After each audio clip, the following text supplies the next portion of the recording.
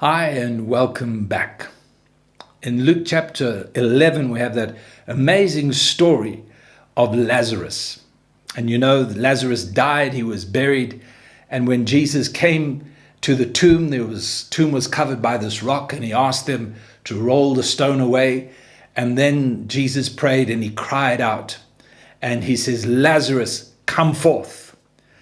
And the Bible says in verse 44 of Luke chapter 11, the dead man came out, his hands and feet wrapped with strips of linen and a cloth around his face. So here he was bound with all this linen and all this material. And then Jesus turned to the people and said to them, take off the grave clothes and let him go. So there's two amazing things I see. The first, Jesus speaking into the darkness, speaking life to what was dead, speaking of our born again, new birth, salvation experience. And the second thing is Jesus commanding the people to help Lazarus come free. And so what I see there is the same way that God works with us. I am born again. And I can pray, I can seek God, I can read the Bible, I can go to meetings, I can watch every video on YouTube that is possible, humanly possible to watch. But what really causes me to grow and to change are the people around me. Oh yes. You know, some people will bring out the best in you, other people will bring out the worst in you.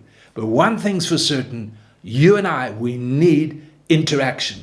We need people to work with us. We need people to help us, to speak to us, to encourage us. We need people to frustrate us. We need people to disappoint us, to bring out that anger, to stir up those resentments and bitterness. Why? Because when we see these attitudes, we're able to repent, we're able to change, and we're able to grow.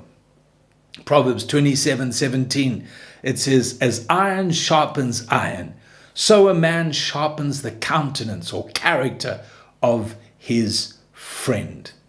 Very powerful and very painful.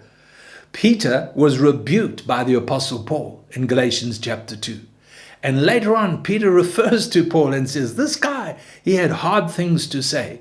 But Peter in his heart of hearts knew that he needed that rebuke. He needed that confrontation. So that's why we need people. And in the church, we need to be a part of the team. We can't live a life of independence, come in going as we please. We need people around us to support us and to help us so that our hearts are exposed. We have the opportunity to repent. We have the opportunity to grow. Somebody once said, you can choose your friends, but you cannot choose your family. May the Lord help us. God bless you.